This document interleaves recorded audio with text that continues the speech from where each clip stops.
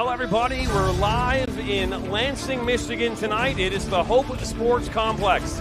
Here's the Nationals Kickoff Festival happening throughout this weekend. It is the National Showcase game here in Lansing. I'm Jonathan Turner alongside my broadcast partner, Ryan Galinsky. Happy to have you along wherever you're watching here on this Saturday night. And Ryan, I don't know what to expect from this game, but we have two teams who are very similar in their makeup. It's the Nationals versus the Nationals, and they're playing here on this Saturday night. What I would expect is it's preseason, so the fitness levels might not be as super high as you would like going into it, so we could see a little bit some heavy legs, not a ton of fitness levels going on, a little water breaks, maybe some early subs, but that's what I would expect in a preseason game. I would as well. It is hot. It is 90 degrees here this afternoon. It has been not hot all day long. We've been here since noon. We've had a chance to talk with a number of people within the national organization, coaches, players, as young as like that 2014, 2016 age group. So really, really, really cool that we had a chance to do that today. And we'll actually be able to showcase that here next Friday night as part of our Friday night series that we started last night with our recap show of the North American Soccer Expo. But we have a number of really good things happening here tonight as we'll take a look back out now at the field. And, Ryan, we've got, again, some really good players who will make their way onto the field here tonight. Let's talk about them and more importantly, about how this showcase game really is going to work out in the favor of both these teams. Yeah, there's great talent all over the place. There's players that are committed to colleges and going to play after they're done here with the Nationals. But what we're going to see out there is just the players that are, hopefully they don't go too hard into tackles because it's Nationals versus Nationals. You don't want anyone hurt in preseason games.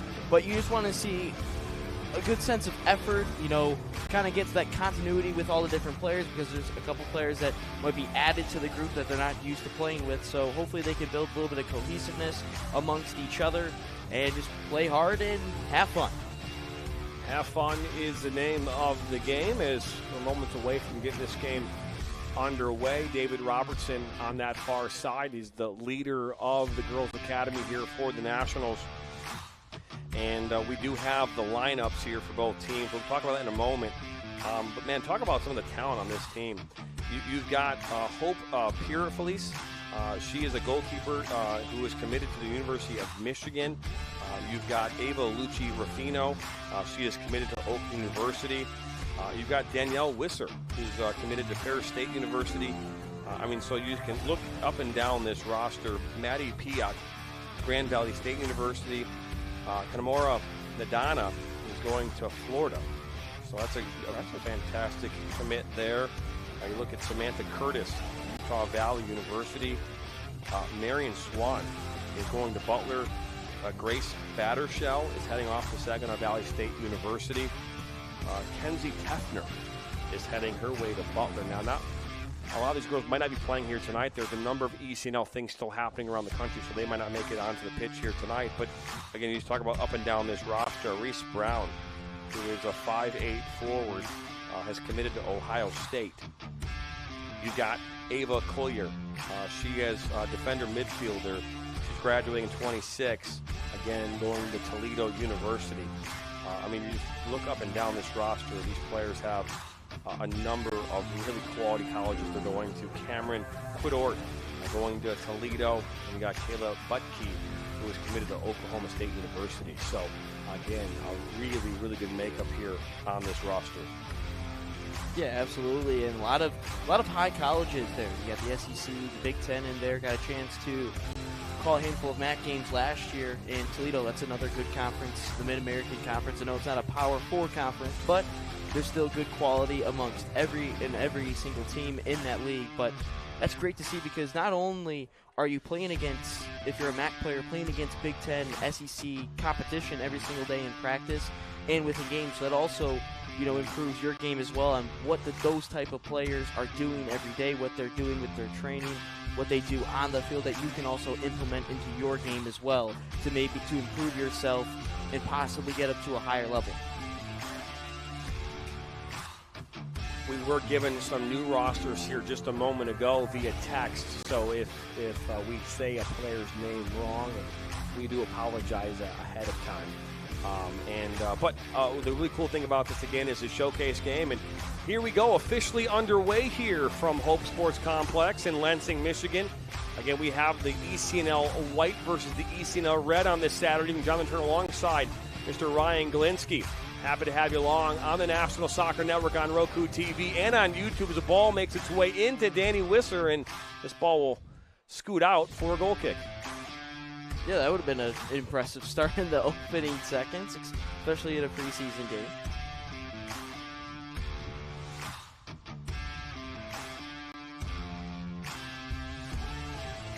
The ball we brought back in by the goalkeeper, and I think that's Hope Pierfelice. Now Bergsma looking for Wisser. To play one into the box and right into the hands of the goalkeeper. That's a good cross from Wisser, getting out wide and putting the ball into the box. There was an unmarked runner into the box, so for the red team of the Nationals, be a little bit better at marking, the center forward.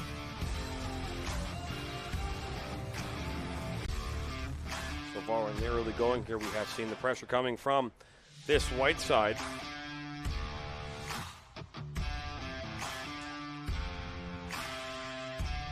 Ball makes its way out, and for the first corner of the night in favor here of the White side.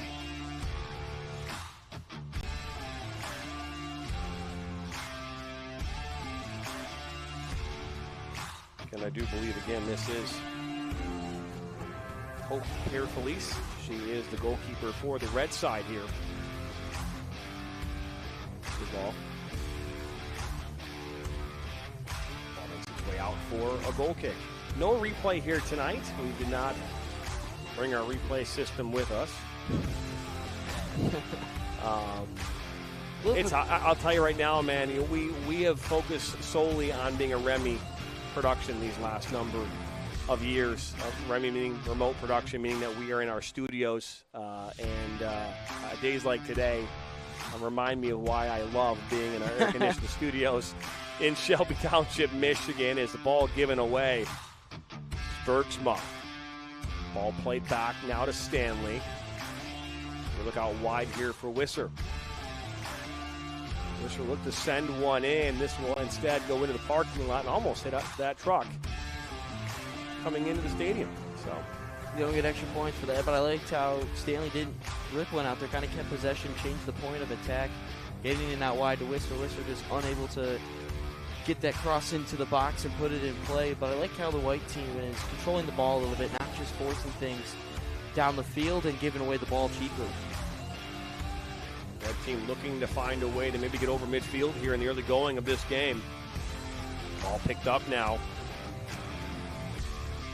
Taglia right at midfield, and Galinsky looking for Stanley. Good win back here by the red side. Looking to go up over the top. That's Cicluna. Now ball played back to Audrey.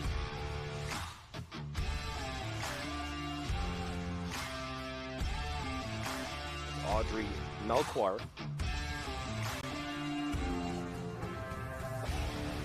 Melchior. If I pronounced it wrong, I do apologize. If you are on YouTube right now and watching this game, you can get in the chat, get involved in the chat. It's not a game that we marketed heavily. We just kind of found out about it really yesterday.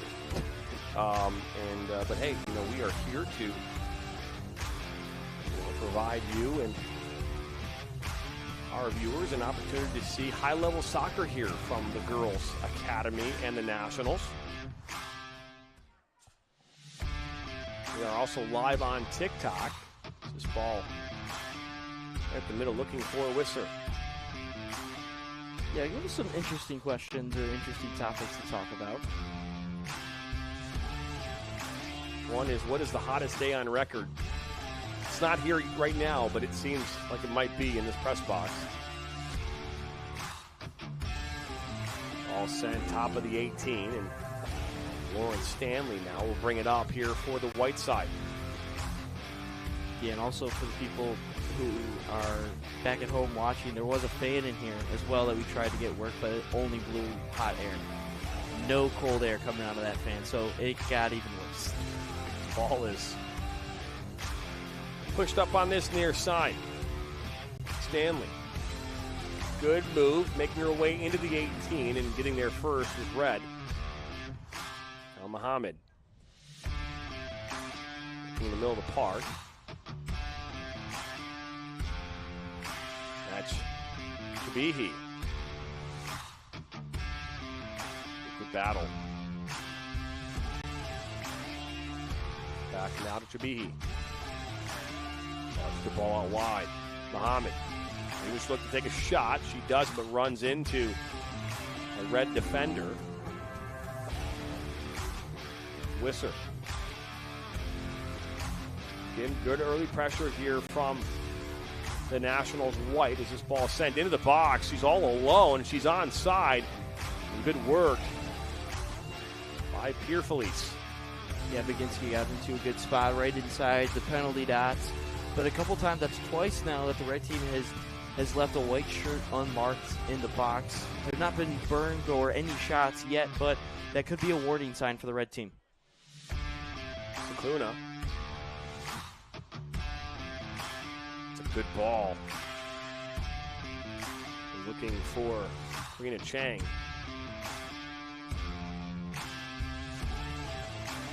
Emma Wong. They'll put one in the box, and this will be wide of its intended target and out of play. It will go. She was looking for Lola Batiglia.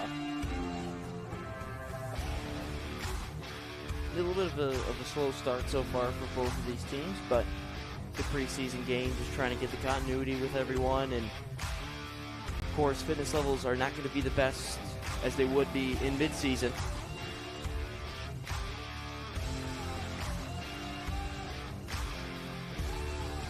Weekend, a lot of soccer still happening in the amateur environment. The UPSL National Championship weekend. Last night you saw LA 10 beating Barboa.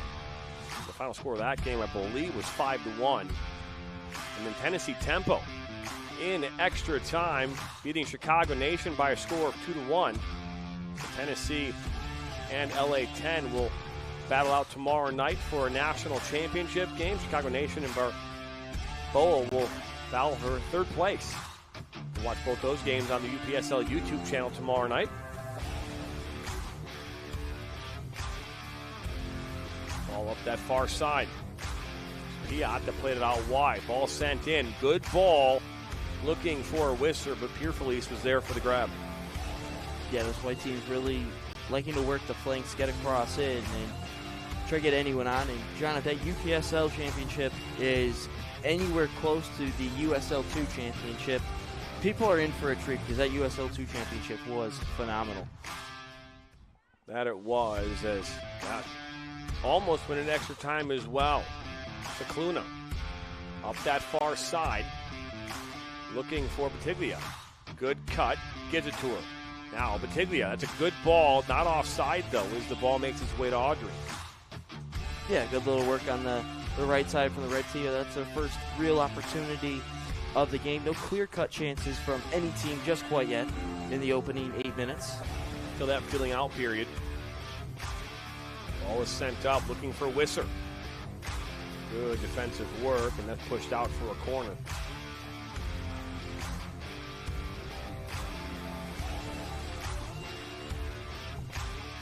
Good crowd here for this showcase game. Looks as though we're going to see Baginski, number 9, Maggie Baginski, taking this corner kick for the National. She'll like to play short. Looking for Baginski again. Left-footed curling ball towards that near post, and Pierre-Felice is there once again. Yeah, the attack for the white team is quite simple, of just getting it out wide and getting it across into the box. We'll see if they would like to change the point of attack a little bit, try to break down in between the lines, go through the center of the field. But so far, they've had a couple of chances with crossing the ball in. Not clear-cut, but a couple of chances. Cicluna makes her way up right through the middle of the park. Good cut, pushes it out wide. Now a shot low and right into the hands. Not acquired. That was a really good run by Cicluna. Danced around a couple of defenders, got it out wide to Batiglia. And a good low shot. Is that one? A little miscommunication in the back. Something that you're going to see in the early going of a season. Again, both these teams ended their ECNL season here about a month and a half ago. There were ECNL playoffs. The Nationals did participate in that. Right now, Lily Jaco is actually at the conference championships right now out in California. One of the most active social media players for the Nationals.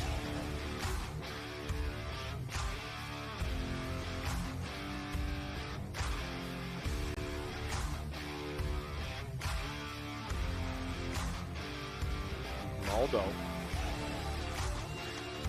Ball makes its way back now, back line of this red side. Played by Collier.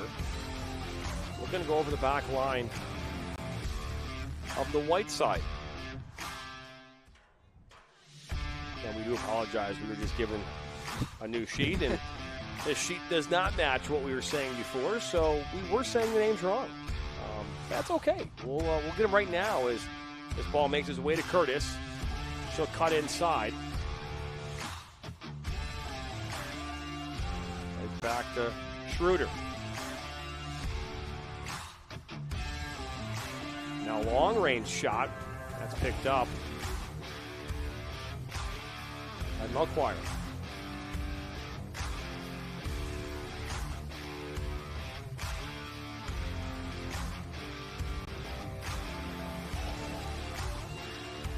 They're going to say that Melchior is the goalkeeper, number 11. Maddie Middlestad. We have two players with two 11s on the side here, so for the white team. So going to have to pay attention to that one. Always a new challenge for us here in our commentator world, right? You think about that, seeing two players with the same number on the same team, maybe at the same time. So pulled back by Simon. It's now Cook. From Aldo. Looking up top for Baginski, and then back to Pierre Felicia will go. We did get Baginski, right? That was one. We did, yeah. That we were consistently getting right. That is correct. One back by Wisser. That's Danielle Wisser, number 6. Originally we had her as number 2. Piat. Tefner.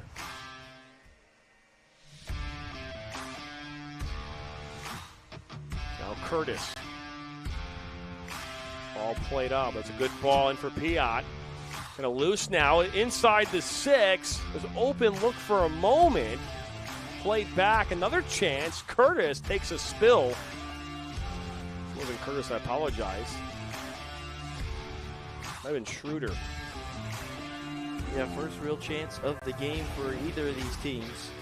But it was a good one in and around the box, in and around the 6. It was Schroeder who made that attempt. We'll hold this other set here in the next half hour to 45 minutes. We'll hopefully cool things down here in Lansing. Cook now sends one into the box, but it'll go out of play. Yeah, we also lost one of our ways of airway in here as the front door has been closed. So that's going to hurt a little bit more with the heat. Standing room only here in Lansing. The umbrellas are out, though, in full-fledged. I mean, you wish we had an umbrella. Yeah. We are in the press box, but something I've learned in my 4 years of broadcasting over 3,000 games, the first 1,000 were in hot press boxes like this. And there's nothing that prepares you more for the heat than being in a press box with no air conditioning that's been just baking all day long with no airflow. Well, luckily, the next 2,000 games that you did were remote and in air conditioning. I'll never forget July the 4th, 2023. We were out at Berkeley High School, and we were there for an all-day tournament. Got there at 9 o'clock in the morning. Walked into that press box. It was hot, like it was 110 degrees when we walked in. At 9 a.m.? 9 a.m. And they had an air conditioning, but it did not work. So for the next 13 hours, we waited for that thing to kick in. It finally kicked in right around 7 o'clock, and it started to feel good. But that was one of those days. And this thing, I was just talking with one of the helpers here. I don't know, his name was Eric. We were on the golf cart, driving around the complex, and he was talking about how, when it's really cold out, you can do something about it. You can get warm. You can get a jacket, get warm. Because, but in this weather, what do you do? Nothing. There's nothing you can do. But yeah, and again, the ladies out there right now on this pitch the humidity out on that turf is even hotter than it would be on grass. As this ball is put into the box just outside the 18. Tefner. She'll take a shot. Tefner will fire one that goes up and over the bar. A good look from her. Yeah, a good, powerful shot from Tefner. Just unable to locate it and keep it down. I actually called a lacrosse game at Central Michigan. They took on Marquette back in February, and it started out super. It was a little cold, but the worst part was a snowstorm came on in the middle of the game, and it was probably just about zero. I would say 10 degrees, almost zero, and the heat was not turned on the entire game. So I was able to bundle up with a jacket. That is one way to keep warm. Gaglow. The little step over. Ball almost made its way back to Gaglow.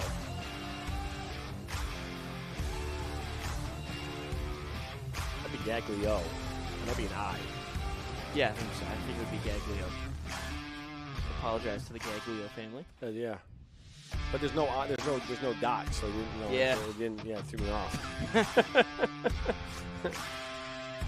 All caps.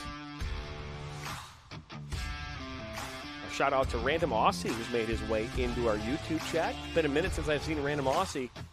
We haven't had any games on YouTube in a minute. This ball is out wide. Up that far side. And thrown in by Kryko?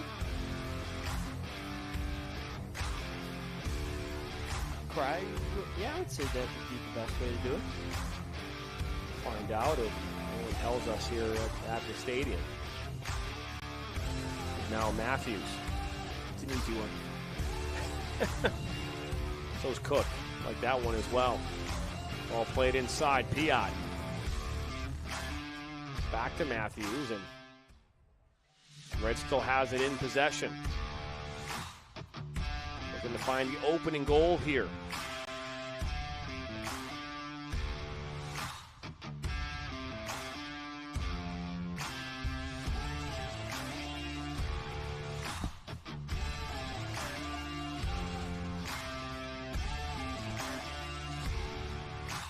"19 minutes in at 0-0 here. Schroeder is looking to find her teammate. Intercepted, and now here comes the white side.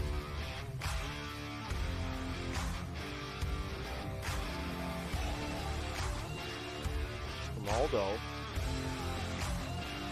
One back by Red. If you're joining us, you're like, why are there two national logos on the screen? Nationals is playing Nationals. This is a highly contested battle here that will decide if they go on to the national championships here in Michigan. Ball through space into Curtis. One back by White. What do you mean, John? This is the championship. This is win or go home. We do have a number of trophies here up in the press box that we can happily give to one of the winners here tonight. Tefner.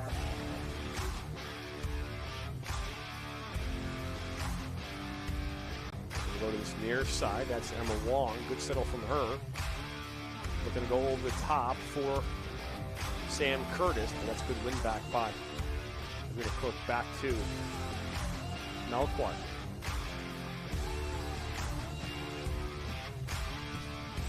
Couple substitutions ready to make way for both of these Nationals teams. And I think that's something that you might see a little bit subbing, a little bit more frequent in games like this because the legs aren't always there, and adding that with the humidity and the heat that's already on the field. And you also want to get more players touches on the ball to get them going into the season a little bit crisper on the ball. Of course, if you were in an actual game, the subbing would not be as frequent as this. But you also want to get as many players touches and playing time as much as they can prior to the season outside of just training sessions. A good step there by number 7. Don't have a 7 on our roster for the Nationals. Red side. She will just be number 7. From this point forward, 7 is 7. 7 is 7. This ball is played back. That's goal by 7. Going to send it up, and Curtis comes in. Get that back. That was Crawford. Kept on. Good recovery is now Crawford. Last touched off of the white side, says the referee crew here. Curtis now looking to go through that seam. Good win. Gaglio. Good win as well by number 7.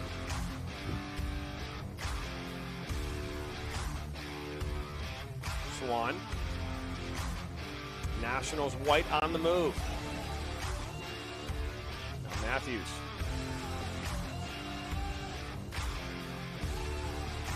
Plays it to Curtis.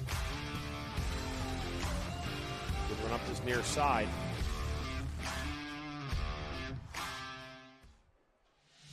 Crawford down by the end line. Looking to get the edge, and that is make its way out of touch. And goal kick coming up. Yeah, that was a nice little work move there as Matthews cut out the initial attack from the white team.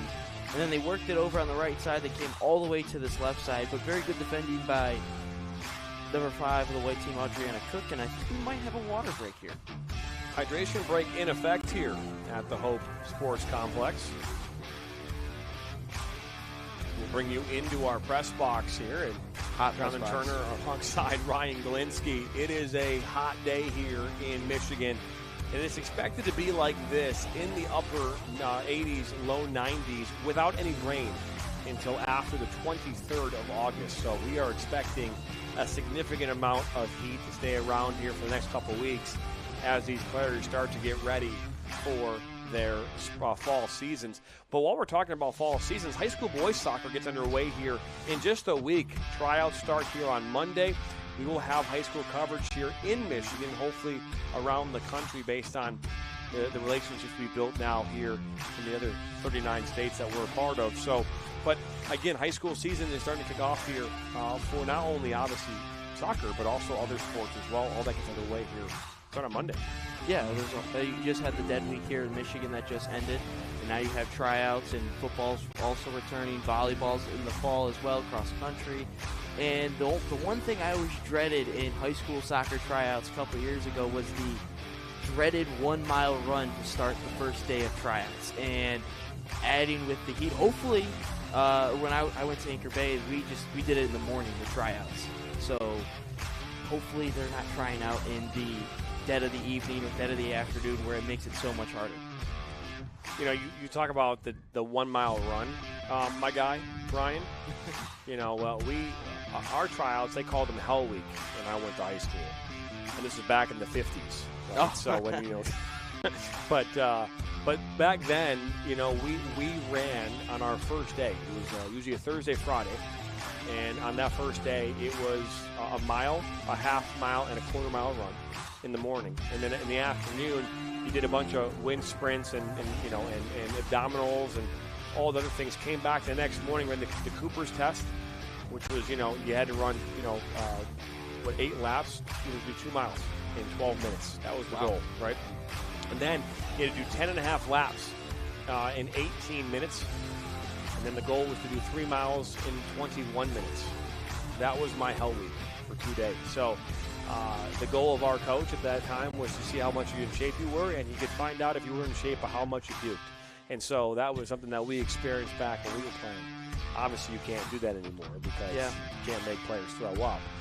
Also, water was a premium. So, again, how things have changed over the years. But yes, that was my experience with high school soccer. Did you have to run the beep test at all? Nope, not when I was in high school. And now, as a coach, I ran the beep test with my teams at the varsity level. And we had a player that actually got to level 18. Oh, wow. Impressive. Yeah, that's impressive. It's extremely impressive. I think like 18-1, and that's finally when they bowed out. Yeah, I always thought the beep test was a little bit of a better indicator of your fitness than just running kids for miles and miles. I thought the beep test was a little bit short distance as well. A little bit easier to set up and maintain compared to just running. Sounds like a song I've heard.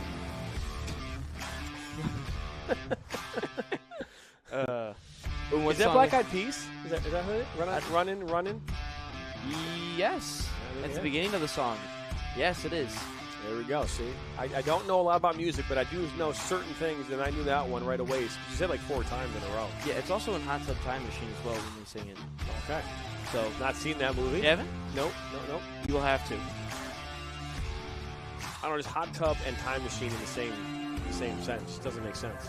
Oh no, it doesn't. But that's why it's a movie. So like Bill it makes and Ted's, total. Like in the phone booth, right? Bill and Ted's Excellent Adventure, right? Have you seen that movie? No. Very much the same concept. You go back in time. Just like how a car time machine doesn't make sense. I guess that makes a little bit more sense than a hot tub.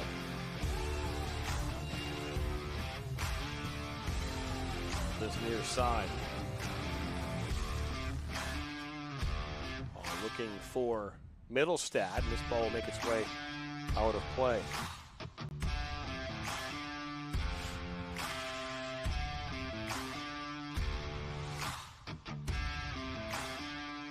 Someone's saying it's not live, but this is actually live.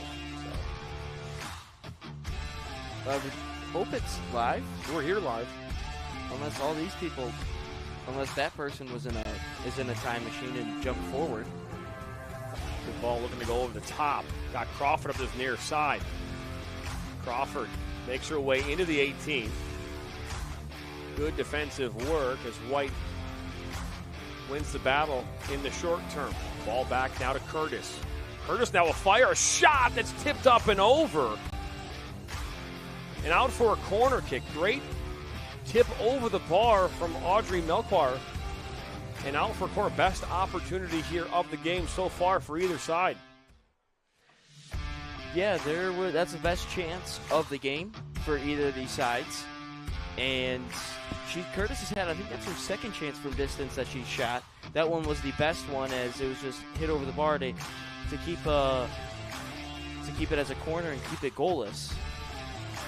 Curtis taking that shot as this ball is put high into the box. It's headed away and out for a goal kick. Yeah, best chance of the game from either of these teams. These teams, of course, still feeling each other out, not making the plays I'm sure that they would be when they're in mid-season form. But just feeling each other out, getting the cohesiveness amongst one another to see what they can try to create here in the final third.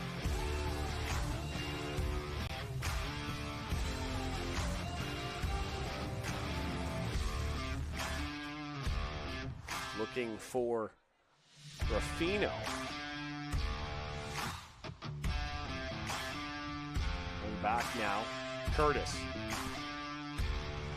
Up that far side, she'll cut back.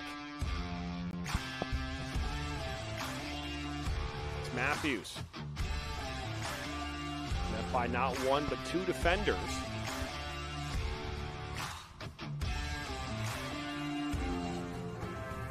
Ball finally goes out of play. Yeah, Curtis has been the most dangerous attacking player on the field for either side. A couple of good chances. Just had the best one just about a minute or so ago. But we're in the opening half hour. Been slow so far. Hopefully things pick up.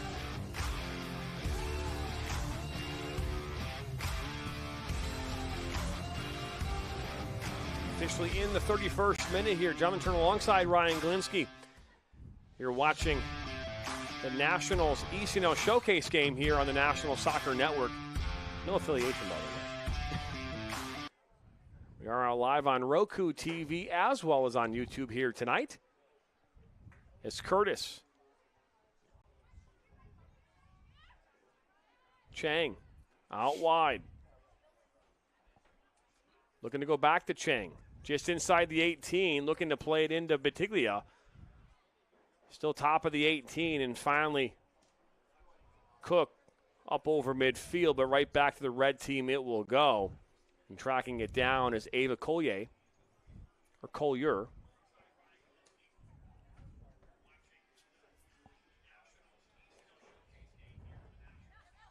So cut back.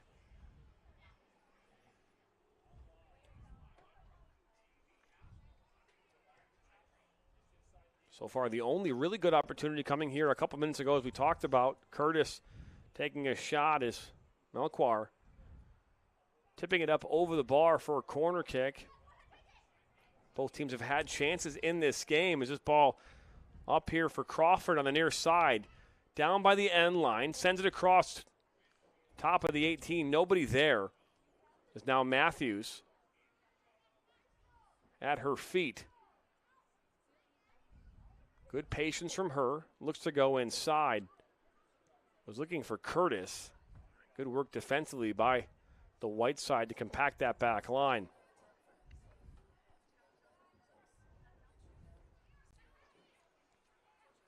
Yeah, the red team the last 15 minutes or so has been the more attacking, better team in my opinion.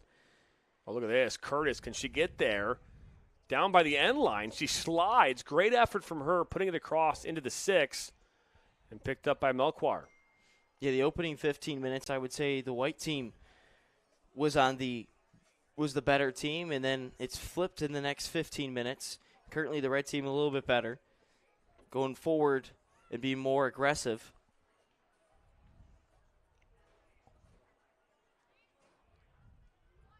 Cook.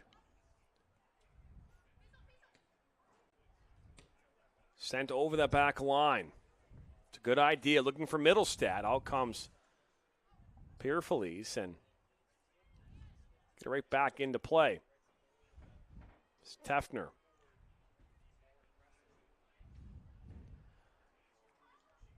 And obviously, in all fairness, it is a beautiful day. As hot as it has been, I mean, you can't ask for. I mean, I'm a person that likes it to be like 70. I would say it's a good temperature. 75. Now, this is a day that if you're going to go, look at this ball is given away, is Ruffino. If I want to go to the pool, if I want to go to the beach, like this is the great day. Yeah. Right? You know, you come out of the pool, you don't get cold, you stay hot. You get back in the water, you're good to go, right? If you're going to be out and about like this and you have to, I would say, tolerate the weather, I'd say mid-70s, low humidity, like nice, right? Maybe a nice little breeze. Maybe you can wear like a nice little kind of a pullover or something, but yeah. that would be the perfect weather for me. Are you, or unless you, I mean, you were last night out at DT or Pine Knob. Pine Knob, yes. You were enjoying Thomas Rhett, who happens to be in town. Were it lawn seats? No, in the pavilion. In the pavilion. That probably was like being in like a seafood broil. Yeah, it was. Don't get me wrong. It was really hot. My mom kept saying how hot it was and saying that she just needed a cold shower from the beginning of the show. But yeah, no, it was really hot. But when I would come out of the pavilion to use the restroom or go grab another beverage, it was so much cooler. And even Thomas Rhett mentioned who was wearing a jean jacket, and he's like, "It is so hot in this place. I should have wore something different." So Wong looking up top for Chang, and this ball cleared away. But yeah, other than the humidity, Great show he put on. Never been to a Thomas Rhett concert, but I know that my wife has seen him in person. I think actually this ball is played into the box, and that's a miscue. Open net, put in the back of the goal. And just like that, it's 1-0 here in favor of the Red side. Believe that was put in by Ava Collier. Number 19, Elizabeth Crawford, putting that one in the back of the net. And the Red side are up here 1-0. Yeah, that's just a miscue in a typical preseason type of goal. But Crawford was in the right spot at the right time to just poke it in and gives it a goal. And the red team, I believe, would be in the 35th minute. You would be correct. In the 35th minute, gets a goal and gives the red team the lead here with just about 10 minutes to play in the first half. Got to give a shout-out to our camera operator, Nathan Turner, who is battling the elements here today. Our viewfinder took a crash here before the match, and he's had to battle that, and doing a fantastic job pulling that off. Yeah, I would say the camera work has been pretty good. I did say Nathan Turner. There is a relation there. There is, just like there wasn't a relation for Nationals, there's a relation to Turner. But sir, do you enjoy working with family? Some people are unable to work with family. Do you enjoy working with family? Yeah, I think so. I mean, there's moments, right, where I think like in any situation, is this ball played middle of the park, good idea. Looking at that for Ruffino. It's loose. Now that's a shot and a save by Pierfelice. A great shot. Equally better save coming from Pierfelice. There's Maggie Baginski who took that shot. Yeah, that was a really good shot from Baginski, and Pierfelice kind of palmed it with her right hand and kept it, and making sure there wasn't any rebounds for a white player. Now Crawford on the move again. She's all by her lonesome going into the box, looking to cut it back, and this will hit off of the white side and out for a corner. Yeah, going back to that other chance. That's a good ball into the box. A little bit of a miscue from the red team, but it falls into Baginski. But there was a player in an offside position on the white team who did not hit the ball, so Baginski was onside. But again, great shot from her and a great save by Pierfelice to keep it 1-0 red team. So corner kick coming up here for the red side.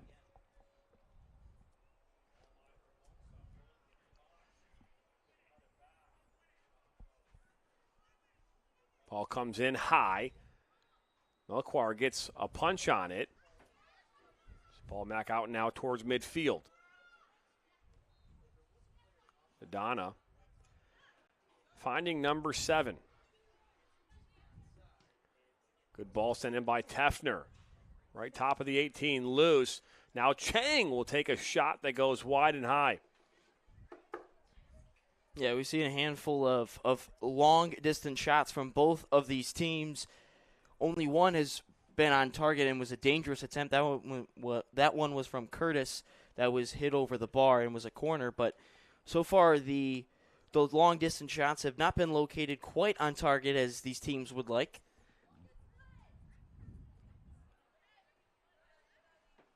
Last touch off of the red side, and out it will go.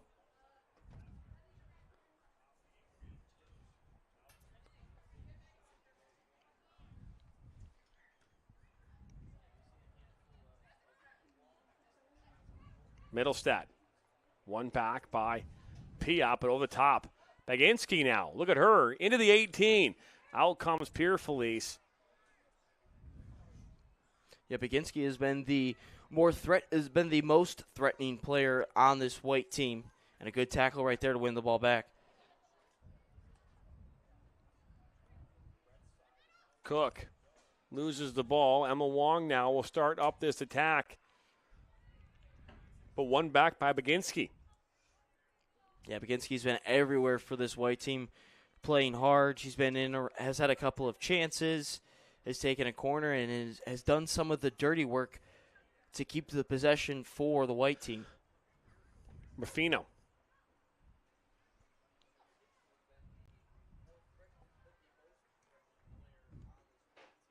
Simon. Chabihi, ball out wide. You notice here, again, if you watch these games, is Baginski now. Look at that now. Baginski finds the back of the net, and it's 1-1.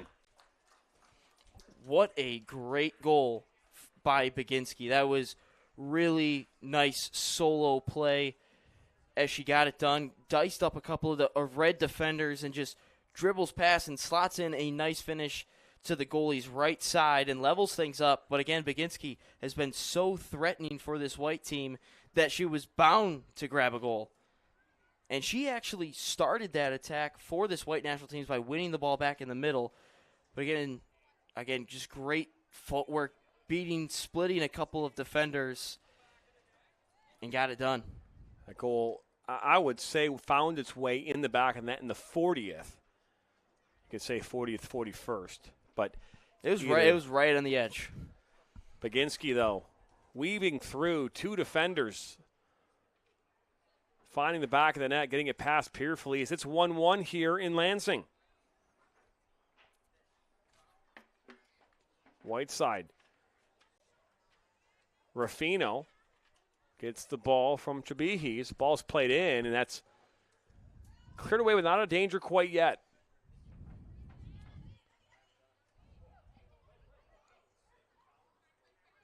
Yeah, Ruffino may have thought she committed a foul, but there was no foul to be had, so Red keeps it.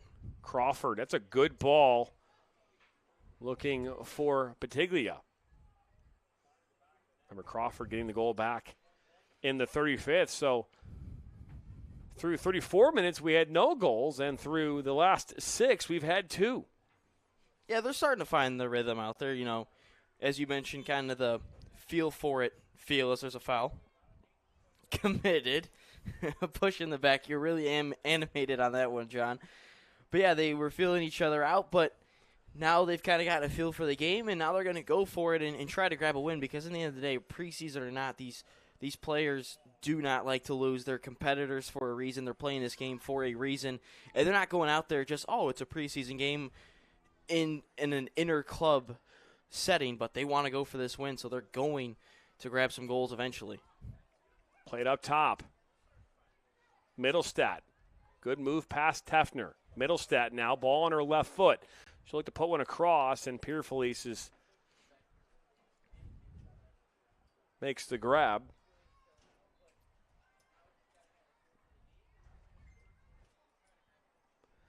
Coming up here, halftime, we'll step aside, take a break, come back here for the second half. Hopefully cool ourselves down. I don't think there's a way to do that. I don't think there's any way.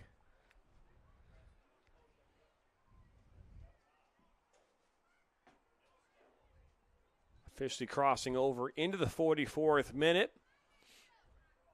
Just a minute remaining here in this first half, plus any stoppage time. This is considered a friendly, so I don't know if we're going to be seeing any stoppage time. I would say if we do, a minute tops. There was a water break. Cleared up. Still, though, on this side of the pitch, Gaglio. Ruffino. Good little spin. She'll take a shot from distance, and that will go well wide. Yeah, Ruffino's been active on that right side all game long by putting crosses into the box. No one really there to get on the end of them, but she's been active on that right side, being in and around the net. Has been a part of a couple of corners. But her and Baginski have, I would say, have been the most threatening players on this white team. And then going over to the red team, I would say Curtis and Crawford have been the most threatening players on the red team.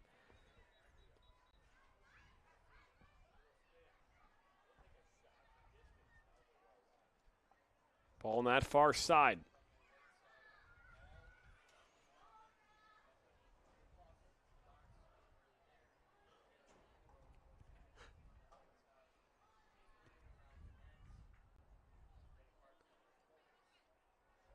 Cut back by Swan. looking to go over the top for Middlestat. Down by the end line, this ball will cross over and out for a goal kick. It will go.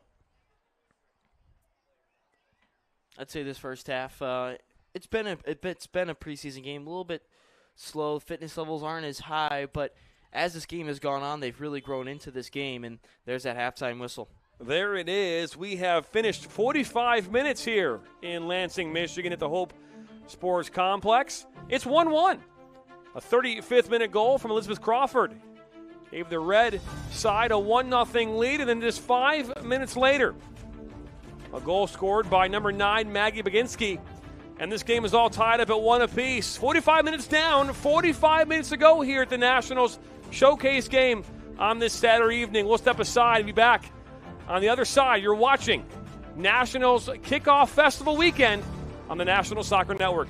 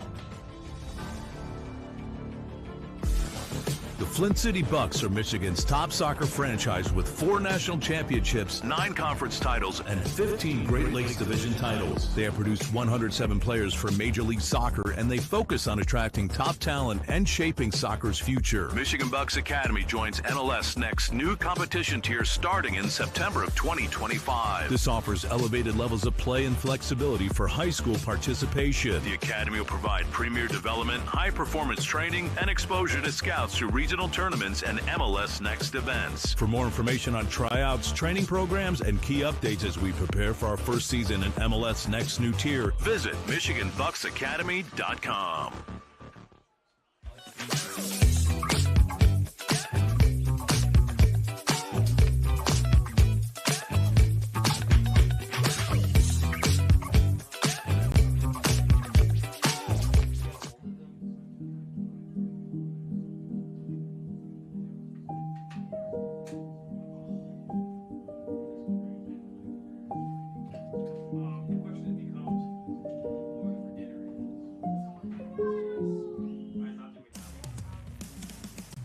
Soccer fans, get ready. The National Soccer Network is now streaming live on Roku, the market leader in video distribution. Starting this Friday night, we're bringing you not 1, not 2, but 5 elite matches.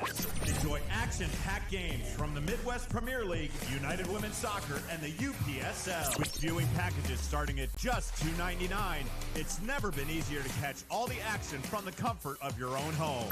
Experience award-winning play-by-play commentary, dynamic graphics, and a professional broadcast experience, all brought to you by the National Soccer Network. Fans, don't miss a moment. Stream all the excitement on Roku.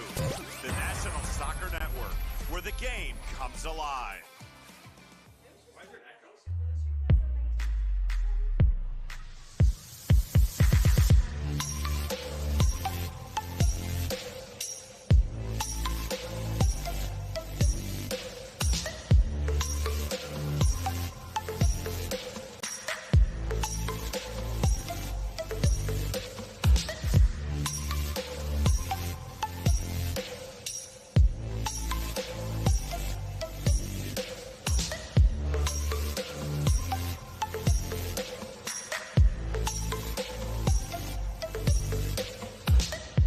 From the biggest matches to the hottest takes, Jonathan Turner and Nathan Wenger bring you the stories, the analysis, and the edge you won't get anywhere else.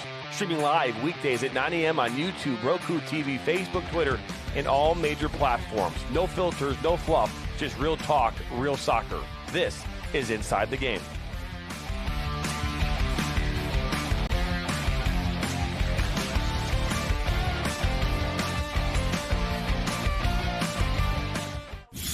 Experience the thrill of the game like never before with NSN's Game Rewind.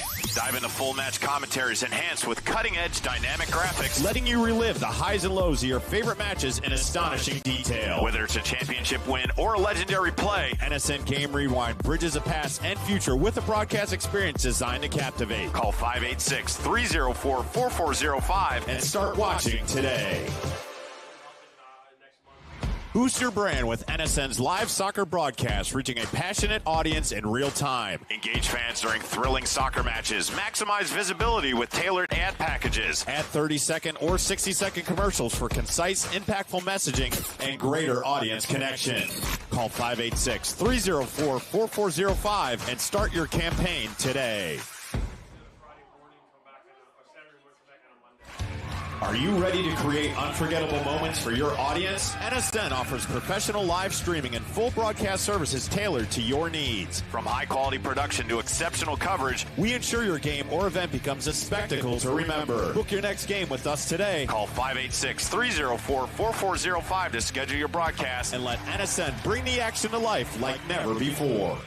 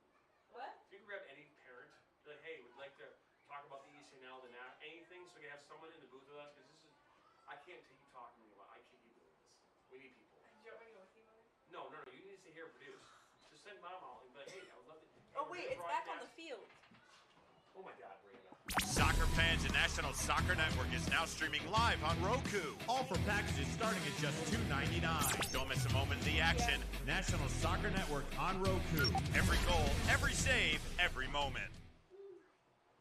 Wait, what the heck? How do I do this? You want me to go ahead? Just cut it in. What do you mean? I did cut it in.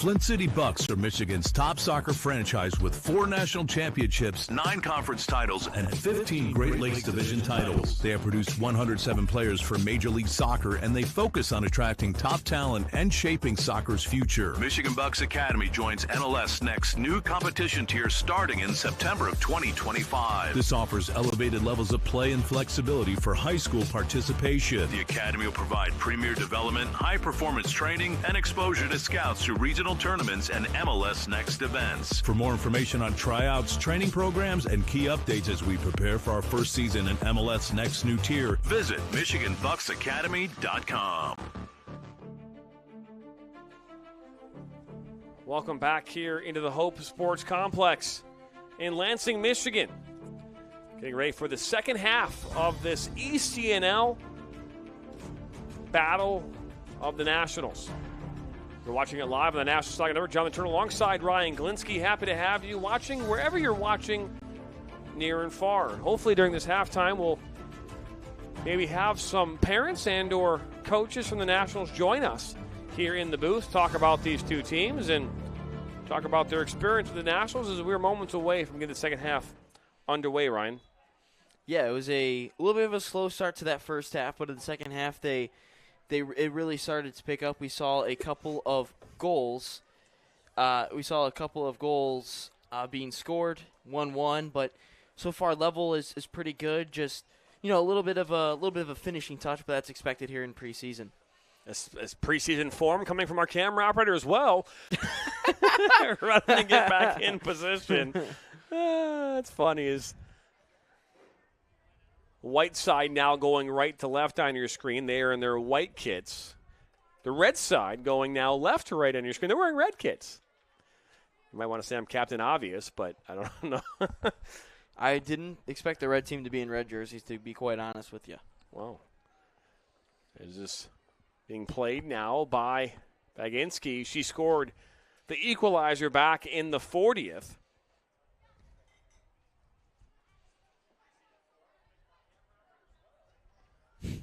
Now, Lauren Stanley. Good work defensively, but that's Schroeder. Schroeder now down by the end line, sends it in and right into the hands of the goalkeeper.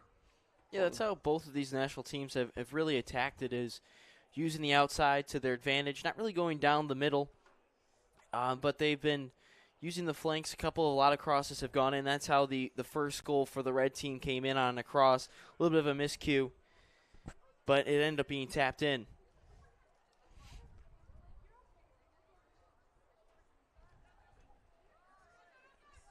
Red side. Kroko. She'll take a shot towards that back post. It goes wide.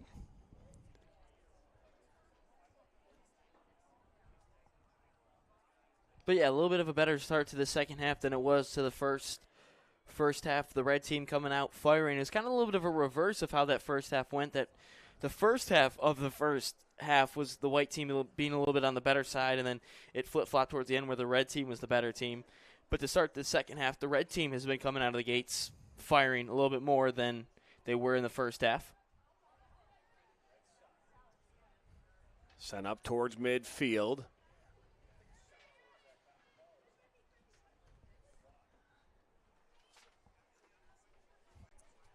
This ball. Baginski.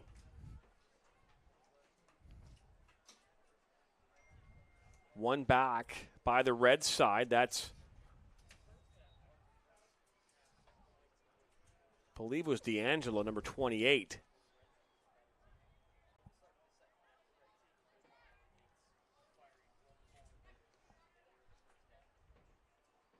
Lauren Stanley now as this ball is given right back to the white side. And Stanley, as we are now joined by Brian, is it Cataline? Cataline, coach here for the Lansing. Is this ball up over the top? And Brian, first off, welcome onto the National Soccer Network. It's been a great weekend, and love to hear your thoughts on how the festival went and how the showcase came to going. Weekend's been great. It's been a great look. We have all of our clubs here represented. It's been good seeing all the quality, all the skill we have in all of our little groups.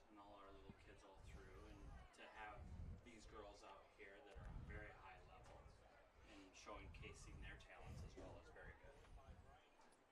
And you obviously coach here in the capital area, right? And so what levels do you currently coach here in this side of town? I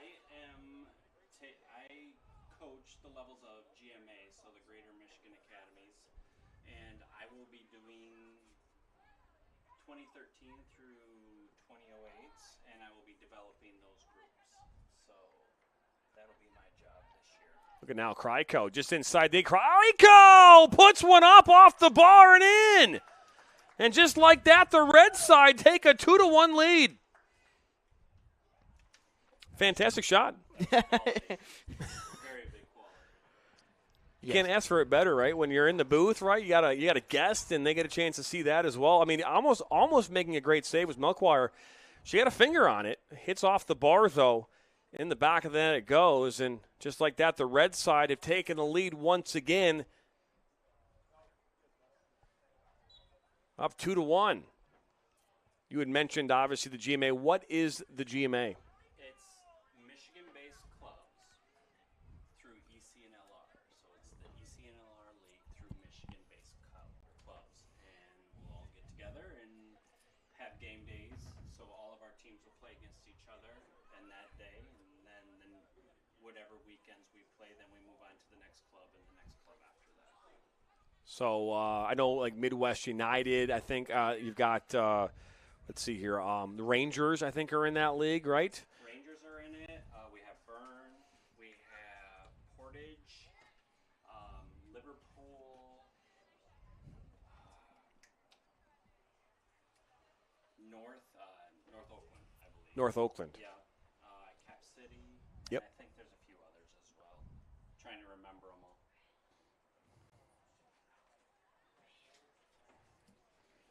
It's hard to see with all the light in here. I was just saying that one of those things. We're joined obviously again here by Brian Cataline, a coach here for the Nationals in the capital area. You're talking about the GMA, which the Greater Michigan, is that what it stands for? I believe so, yes. And so there's, I believe, 12 total teams that play in that division, in that conference. And there's actually a number of them kind of popping up around the Midwest. As this ball down by the end line, that's Sam Curtis looking to put one towards the back post. Nobody there, but ball top of the 18 low, put by that near post. It actually deflected. It was taken, I believe, by Emma Wong, number 23. Brian, tell me, like, what's kind of like how you build a team? What's the type of players that you're looking at, type of personality, and what's kind of the overall message that you're trying to give to your players? Number one is willingness to learn. That's the biggest key. And then you go off of, athleticism, and you go off of ball awareness and game awareness. And then I start to look at their technical work, what their body shape looks as they receive it. I'm a very technical coach, so I like to look at their technique and how things work. And then it kind of build from there. And you look with the athleticism, you're looking at speed or their physicality, stuff like that. So you look at multiple things as you're going through and building teams.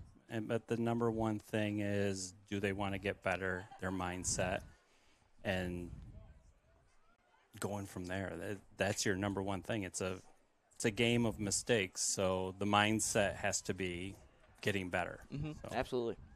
I had a chance to talk to a number of younger players this morning as part of our coverage of this weekend, and a lot of the younger players in that 14 to 18 birth year, we're talking about how supportive the coaching staffs are here at the Nationals. And when you hear that young of an age player saying that, I would imagine that's something that continues on through up as Harkins has said many, many times, talking about just like the different tiers in the ladder, right? When you go from the young and all the way up to where the highest levels, which happen to be now Union FC Macomb. Mm-hmm. What do you do as a coach to support your players and to help them get to where they want to go? The number one thing I'm always preaching to them is mistakes are part of the game, and our mistakes are okay. And it's how we learn, and it's how we get better, and it's how we build. And then from that point forward, then it's how do we correct it? How do we not how do you improve it and not try to make that mistake again? But it's playing on the front foot. If you're on your heels and you're not moving forward, then you're going to get beat very quickly in this game. So you've got to be on the front foot. You've got to be nose forward and be willing to make mistakes and to take chances and to play. And play at a fast pace. Which is extremely important, especially in today's world, especially in the women's game now here in this country, as the game has exploded, but so much so in the women's side. And I had a chance to talk with Jen Klein, the University of Michigan women's head soccer coach. We talked about the explosion of the game, and more importantly, how can the women in the United States continue to stay above the rest of the world. And it's going to come in the form of development, speed of play, right? The technical component that you talked about, because all these other countries now are playing women's soccer when 10 years ago they might not have been. Oh, yeah. And we're at the top of that game right now, and that's fantastic to see, and the development work is fantastic as well. But I do think one of the number one keys is the mentality, the mental part of it all. If they can be confident, a happy player, but a confident player going forward and willing to gamble and take those mistakes, that's a great player to have. No question about that. Well, Brian, we appreciate you stopping by here and helping us through this broadcast as we're trying to showcase these players not only on the field but showcase this club as a whole. So we appreciate you stopping by. No problem. Thank you for having me. It was great being up here. Thank you so much. You're very welcome. Thank you, guys. Yep.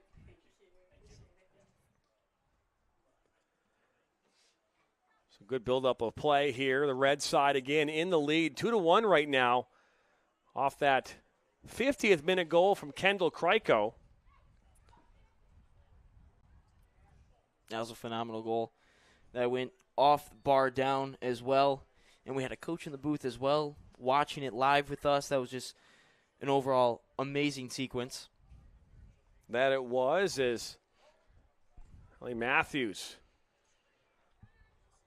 looking to get by Lauren Stanley. Is good battle between these two players. Stanley comes away with the ball, though. This ball now at the foot of Natalie Grimaldo. So now joined by Paul, is it Grachek? Grachek, very Grachek. good. Yeah, close enough. Okay. Well, I have called a number of games, so I'm starting to pick up on the pronunciations of some dialects. So, again, I appreciate you correcting me, though. But you are a coach on the east side of Michigan in Anchor Bay. And so, first off, tell us a little bit about the Anchor Bay side and what makes that area of the Nationals unique.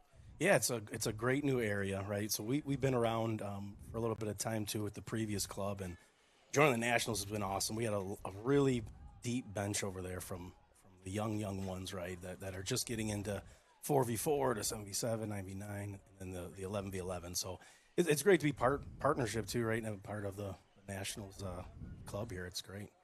And in your role, are you what age groups are you coaching? Yeah, the 2016s, mainly the younger ones, the junior nationals as well. So, good ball outside on that far side. D'Angelo looking maybe for Matthews. He'll take a shot from distance, but right at the goalkeeper in Melchior. And so I was telling this earlier with Brian. We had a chance to talk with 2016 age group here earlier this morning. And when we asked them, hey, what is it you like about the Nationals? And we heard not from one, but from two different players saying how supportive the coaches are. And to be fair, I don't know if at that age I even would have come out of my mouth. And to be fair, I did ask another young man, the same young boy, the same question, and he said, a completely different answer altogether. So, but if we talk about that for a moment, I mean, what is it that maybe makes players think that this is a great support system in coaches? Yeah, I think that's a great point. That is one of the things we really push towards too, especially throughout the ages, but even the younger ones, right? The support there.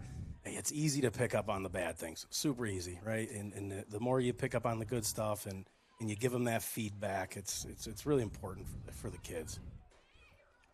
This ball now, good work by D'Angelo. She was looking for Schroeder and just misplayed that ball. Mistakes is part of the game.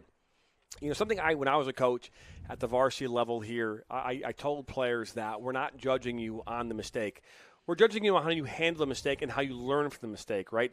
You're going to make them. To be fair, in order to grow, you have to be challenged and you have to make mistakes. And to be fair, playing against better opponents will oftentimes put you in those positions where you learn from them and those mistakes to help you remind you of what it's like to play at that level.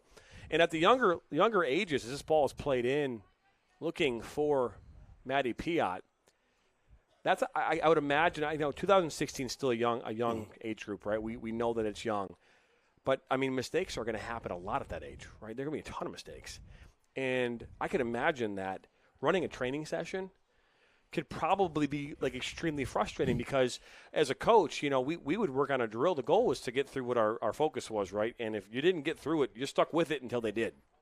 Exactly. So how do you manage that? Because I know that at that age group, if you're focusing on, defensive principles or you're focusing on the touch and they don't have a good touch, you're going to stay there for a while until they get it down. You do.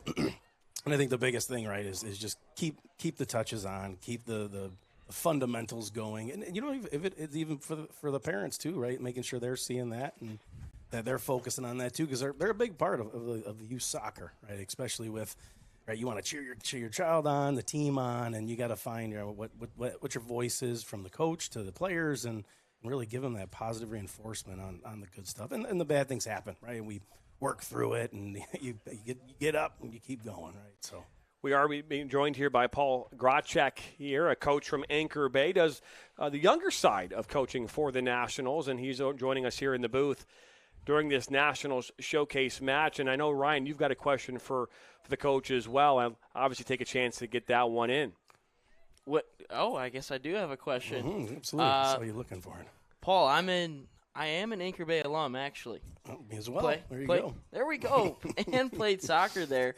Yeah. It felt like over the year, he's Troy Athens guy, so he doesn't like it. But it's felt like in the area, as there's a chance on the far side, it felt like in the area of Anchor Bay that soccer has really grown.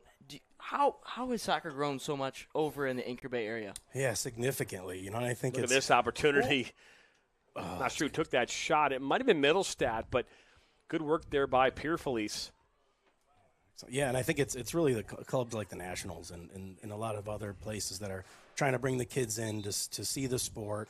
It's huge compared to when I was growing up, without a doubt, right? 3-4x, right, if not more. And the support that's there and the team, it's just becoming a more popular sport, right? It's popular everywhere else, outside the States, and it's becoming more and more here. And we see that. We see it with the kids, and I think that there's a more focal point, too, with ones that are coming out of, the collegiate athletes that are coming out that want to be part of that, opportunity for the kids and developing them, right, so we can keep building those generations on, so. Yeah, I don't know where the whole Athens thing came from. I don't know. I feel like that was a targeted attack, in regards to me. I didn't start that, but I'm going to finish it for sure. I will tell you that I never lost to Anchor Bay in my high school career, and so I'm going to put that in there right now, just for both of you. As this was Go ahead. ChatGPT real quick. I will tell you, I do have 2 rings from my high school days. So 2 high school state championship rings. So just for the record, there, Ryan. Well, you should. You're Troy Athens. But Anchor Bay's gotten there over the years. So. Oh, my gosh, they have. They've actually won one, right? And I think they won one back in, 2017 maybe? Or maybe they've been in the early 2000s, 2020, I think somewhere in there. But they did win one in the last 5 or 6 years. They got to the finals. Got to the finals. So you've been there. Now it's just I just got to win it. Got to get a ring. Yeah, that is that's the goal now. It's always the goal, yeah. You've had some good Paul's players, going to help though. us get there. Yeah, you've had some good players. Generations. We're here. We're close. We're close. You had Puget, right? Yes. He was a great player. I know that he was an all-state player too. I think he missed the dream team by like 1 or 2 votes. Yeah, but an all-state player for I think 3 out of his 4 years. Great players. So yeah, Anchor Bay's come up. The Hodgson twins, that of course were national guys as well. Yep.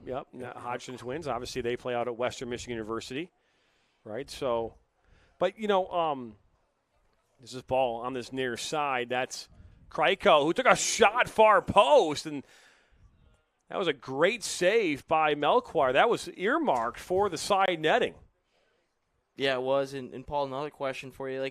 What does your teams? How do your teams play? How do you try to set them up to succeed on the field?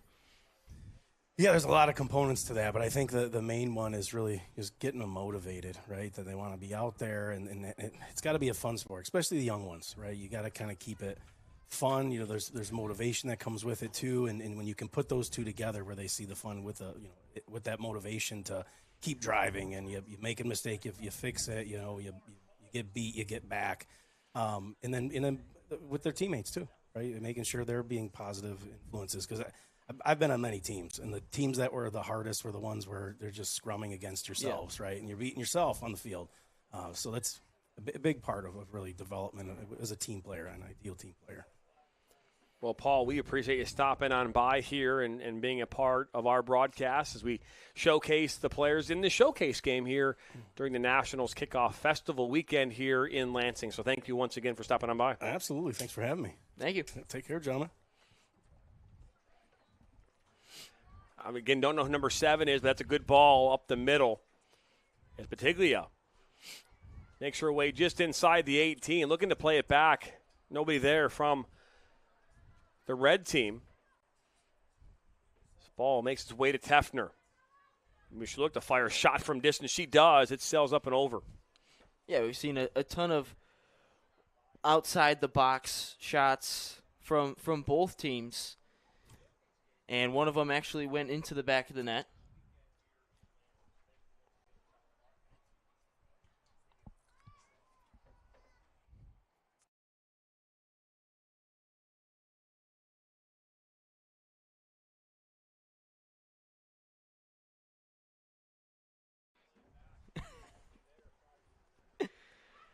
Right at midfield. Chabihi.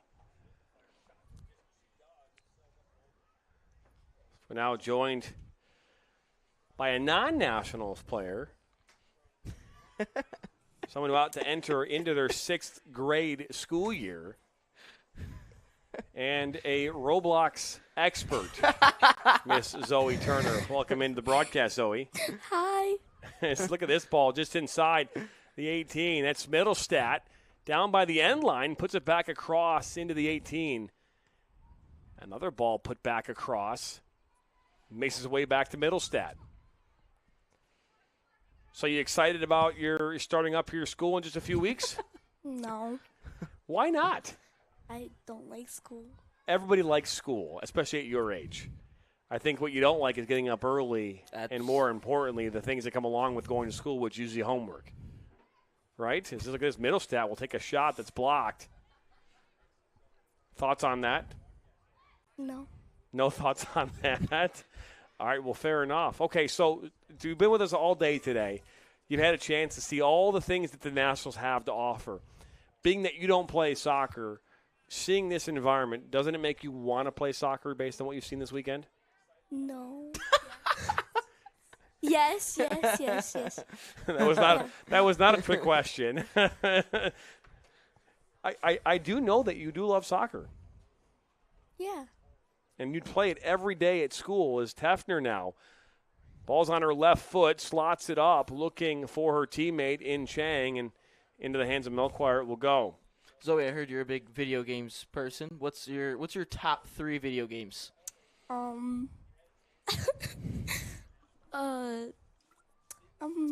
know Roblox is one of them. Yeah. I like to play VR too. VR? Yeah. Then what's your other one? Into Fortnite? Not really. No? You used to be into Fortnite. We used to play that quite a bit as a family.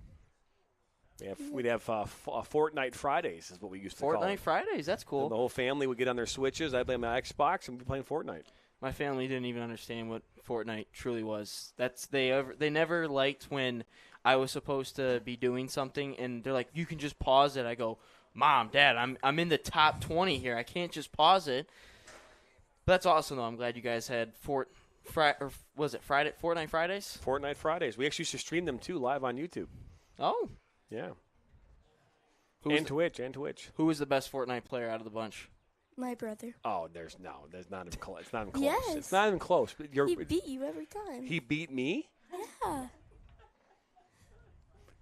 Yeah, I don't know about that, but either way, the records say otherwise on the Fortnite tracker. Should I give Nathan the headset? No.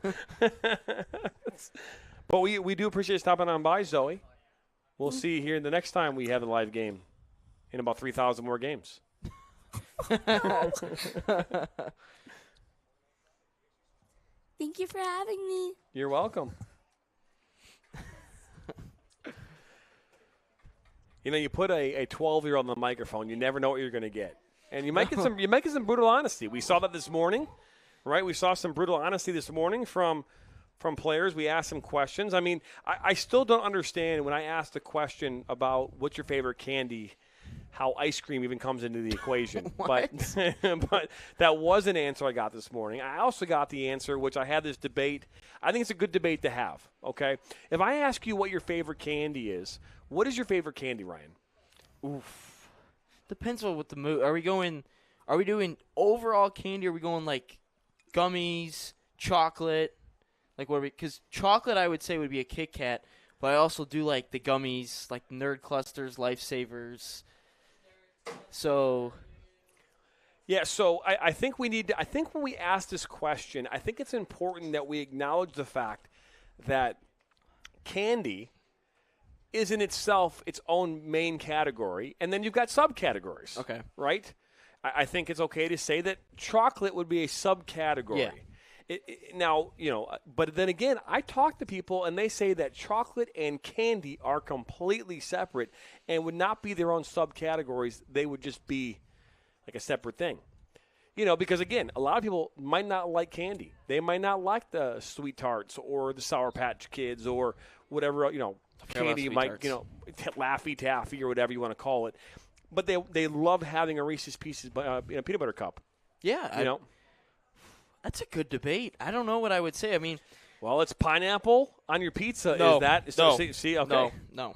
Pineapple should never be on pizza. Now, So, Glinsky is a Polish name. So, Yes. Glinsky, that means that you have had angel wings as a angel wing, as Yeah. we called them growing up. They were the powdered sugar, you know, Yes. fried, you know, dessert, you know, thing. I'm assuming, what is it, pierogi? Yes. Right? Pierogi Yes. is a huge thing in the Polish land. Kielbasa, right? Kielbasa and sauerkraut. Kielbasa. You ever had kielbasa? Yes, I've had it. And you got to be careful too, because I'm also Hungarian, and they say kielbasa. Oh. So it depends on what I got to be careful on which words I choose and how I say it. So okay. I got to be careful with that. I know we're talking about food right now.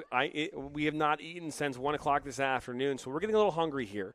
And so we need to turn this into the food conversation because we're going to be eating dinner after this, and I think it's still yet to be determined where we're actually going to be eating dinner. As we're back underway here at the Hope Sports Complex here in Lansing, Michigan. Speaking of food, there's an unbelievable bar here on this campus, on this complex site, as Crawford, who scored the first goal, was looking for her teammate in Batiglia. But there's Cleats Bar and Grill, which is located on this site. What I can tell you is that they have homemade fresh-cut fries that they serve here at the site. That's all I have to say.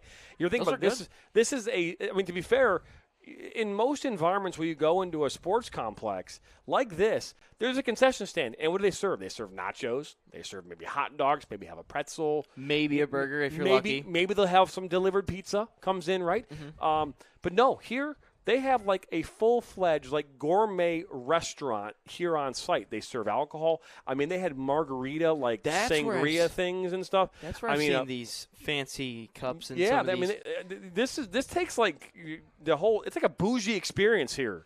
I mean, I guess if you're a parent that has worked all week and they don't get to truly enjoy their weekend and they have to come and sit in the 90-degree heat that it is here in Lansing and have to watch soccer and be outside, you might as well have a bar type on the complex so you can enjoy a couple adult beverages.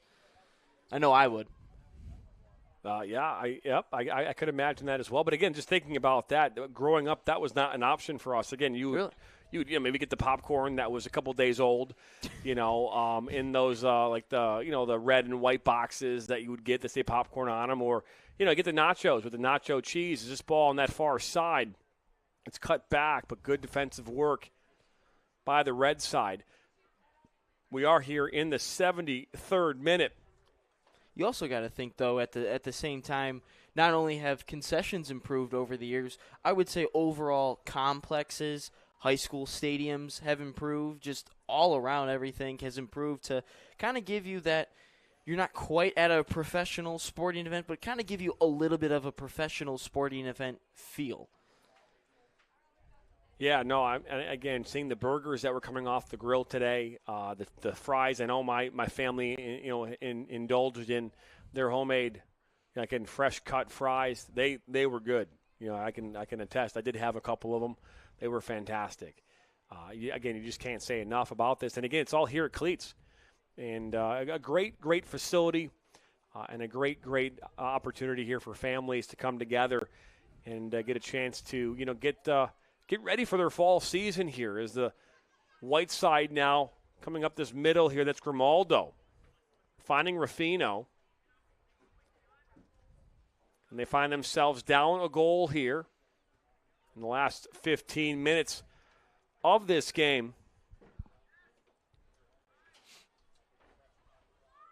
Yeah, both of these teams, you can tell there's quality on this field. I know it's a low-scoring game, 2-1 game, but there is quality all over this field. These players are going to be ready to go. The coaching has been unbelievable, developing them all. We talked to a couple of those coaches, but the Nationals do a really good job. Crawford, it's a good ball. Still inside the 18. Crawford gets it back. Now Crawford off the woodwork and into the hands of Melchior. That's another great opportunity. The red team has been the better team on this second half. We'll get a replay of that play right there. I just kidding. We had a switch of our producers, and he just saw his face. That face was legit. What? But no, that was a good opportunity for the red team. Crawford just a little unlucky to hit the crossbar there. But whoever the striker was that originally received the ball, I thought should have opened up with her left foot, kind of let that ball come across her and strike it with her left foot instead of her right. But they still get a great opportunity. But I'm sure that is something that the Nationals will be working on as their season goes on and before their season starts. This ball slotted into space for Crawford. Out comes Melchior. She'll slide it into the 18 and pick it up. But no, this is a really, really good a complex that they've built here with the Nationals. This field in particular, a really nice turf field with the bleachers as well. But, even the grass fields, just by the looks of them, look like they're in really good shape. I've played on those grass fields a couple of times in my travel soccer days, and for the most part, I would say they were relatively good, if I can remember correctly. But no, this is a really good complex here. Middlestat. This ball goes out of play on this near side. Coming up here next Friday night, we will actually preview this entire event.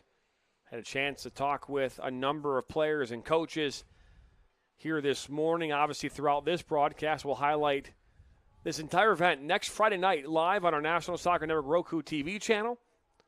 You can tune in to that on Friday night at 8 p.m. Eastern. Well, there's some good interviews in there. Again, great interviews. I had a chance to talk with, again, the younger generation of player.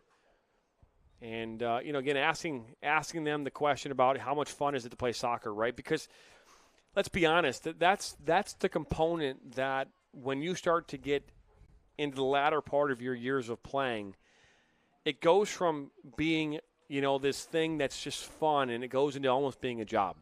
Yeah. And I don't think that we think a lot about that at the younger ages, because at the younger ages, it is about fun. As look at this, is now we see Lauren Stanley just outside the 18. She'll look to play it inside. Makes its way now to Swan. Swan.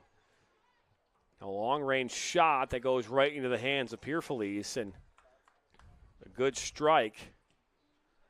Yeah, I would say in the younger ages of any sport, you're kind of playing for just fun and the enjoyment, the love of the game, playing with your friends, playing in a community.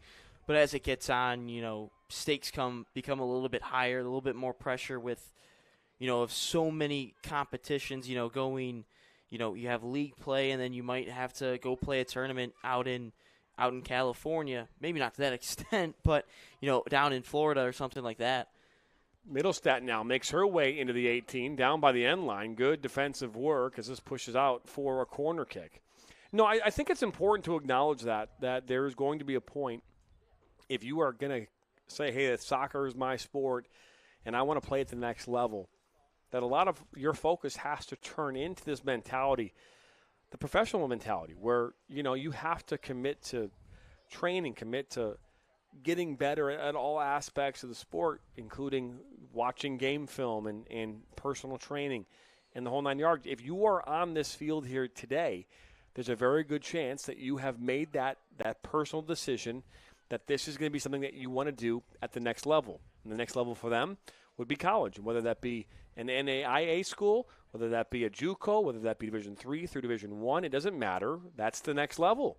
And in women's soccer in this country, we talk about how it's exploded. The opportunity to play at the next level is a significant one for the players who play in the ECNL and the Girls Academy across this country. And you have to take it seriously. It doesn't mean you don't have fun, but it means that you're going to have a way different mindset when you get to that 15, 16 years old age group where you're playing on a field like you're seeing here today. Fun is something that's measured in the success that you have both in personal and as a team. As Crawford now up this near side, ball's on her left foot, looking to slide it right in the middle of the park, and it's intercepted. But, you think about that and say, what does fun look like for a player at this age? Fun is in the camaraderie. Fun is in the traveling. Fun is in the personal achievements that come, whether that be in a game environment, in a personal environment, it doesn't matter. Comes maybe from being a student as well. So all those things combined will make it fun, but it's a different fun at 7 years old. It's a different fun at 9 or 10. The fun just gets different. Yeah, I think you hit the nail on the head on everything, as we see a couple of substitutions make their way for the red team. But yeah, I think the fun at this age is kind of measured with the, maybe the college offers, the success you have as a team. But at the younger age, it's all about, I get to be out on the field with some of my best friends doing something that, you love to do, and that's playing the game of soccer, whether that's on a rec team or a travel team that kind of just plays within the county and playing in fun tournaments. And I also thought as a player that all the off the field stuff was always the most fun. Of in high school, after every game we'd go to the local Wendy's, and right when they should be shutting down the last half hour, they get a rush of 20 kids coming to order something and give them a couple extra $100 of business. I always thought that was the fun, all the off-the-field stuff. It's Crawford now. Ball loose. Now Kryko, far post and in. And just like that, it's 3-1 here in favor of the red side. And that might just be the nail in the coffin in this one. Yeah, Kryko, that's her second goal of the game, as she, of course, scored that first one. But, again, just another good movement from the Nationals red team, getting it done and having that finished product. Because we've seen that a couple times of both teams creating good chances, but that finishing touch, that finishing product is just not there. But we saw that here today, as there's a good run from Schroeder. And it was actually Schroeder, number 4, that got the goal. Oh, Schroeder. For the red team in the 82nd minute. Adley Schroeder was the one who got the goal. She started that movement. I don't believe you, man. I'm just kidding. That's her right there for sure. Yeah, started the movement really well. Good ball in from Crawford and Schroeder. A good finish. Good call, Ryan. My bad. I apologize to Schroeder.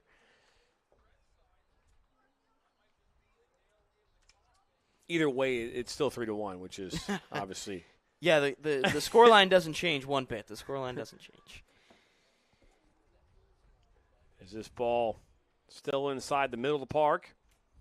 Red team in possession in the defensive third.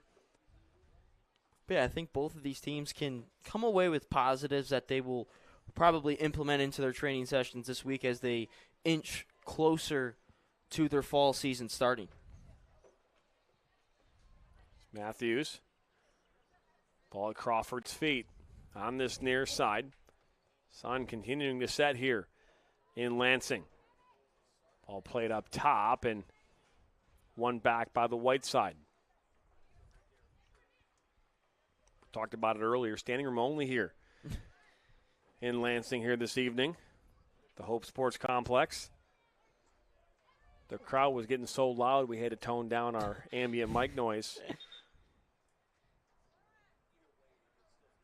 Yeah, it's been a ruckus crowd all day today. And the players are feeding off the energy from that crowd. All kidding aside, it's been a great weekend here at this kickoff festival here for the Nationals. A great event. Their second year doing it.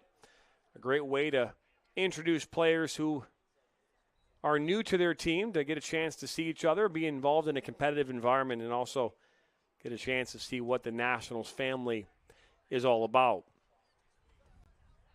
We were here last year as well.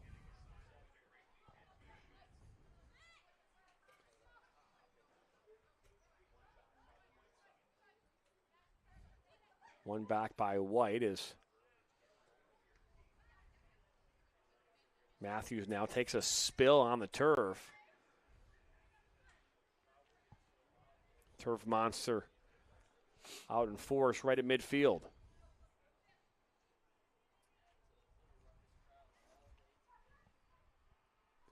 '86th minute, 2-1 here in favor of the red side is Schroeder. Finding Crawford. Down by the end line, all by herself. Left-footed cross, but top of the 18 to nobody is maybe looking for Matthews.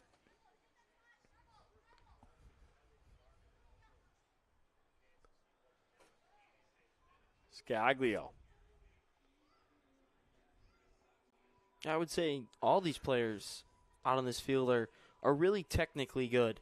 I really think their touches, their first touch, because that's the most important thing is soccer is your first touch, and all their first touches have been really spot on. Passes, just a couple things to clean up. But look at this ball to Baginski.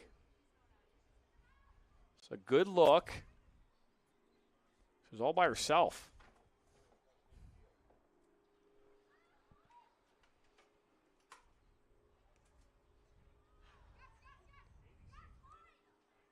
We'll give it and go. One back by the red side.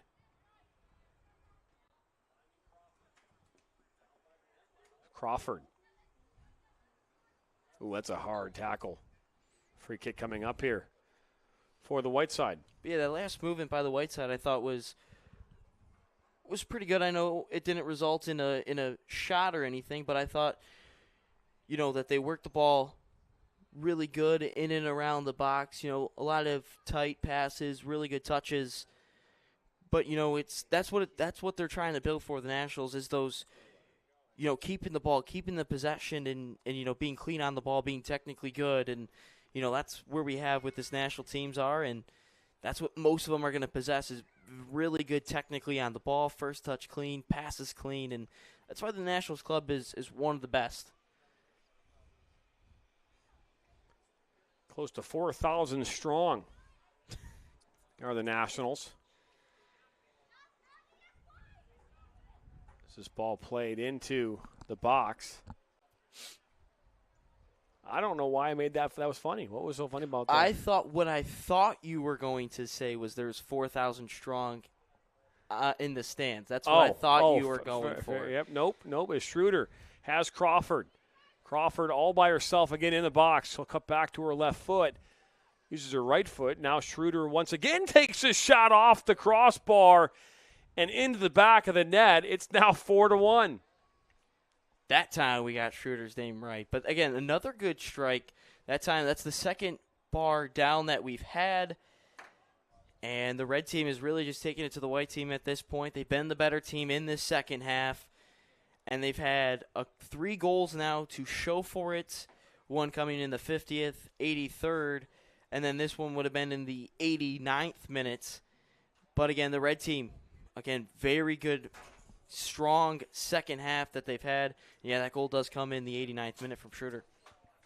So it's 4-1 here in favor of the Nationals. And the red side, as we are in the waning moments of this game.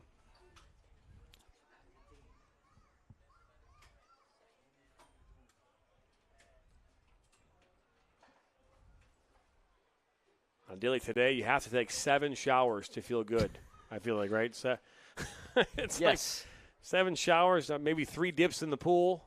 Anything to cool down. No hot tub today. No hot tub today. No, absolutely. If you're in a hot tub in a day like today, I'd be scared of you.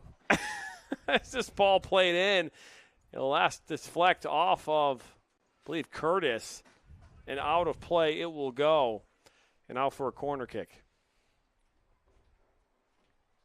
Yeah, I was going to ask Paul, him, of course, being from the Anchor Bay area, if he thought, today would have been the day to go out on Lake St. Clair, because that's right in the Anchor Bay, and because it's still really hot up here. That it is.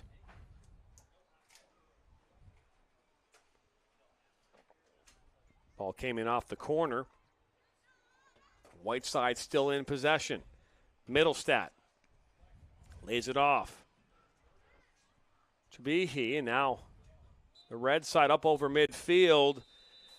And that will wrap up this game. And the red side coming away with a 4-1 victory. They had 3 unanswered second-half goals, 2 of which were scored by Edley Schroeder in the 83rd and 89th minute. Kendall Kryko getting the game winner back in the 50th. But that will wrap up our coverage here of the National Showcase game here in Lansing, Michigan. For our production crew, I want to thank Brianna and Nathan Turner, both on camera operators today, as well as our producers, Zoe Turner on the 1s and 2s, Bianca Turner, our executive producer, Ryan Glinsky, my broadcast partner. I'm Jonathan Turner.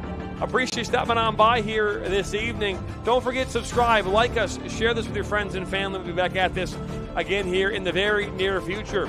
We do have a friendly game next Saturday. Flint City Bucks back at Atwood Stadium for their season finale. We'll bring that to you live here on the National Soccer Network. But from all of our team here in Lansing, have a great rest of your weekend. So long, everybody.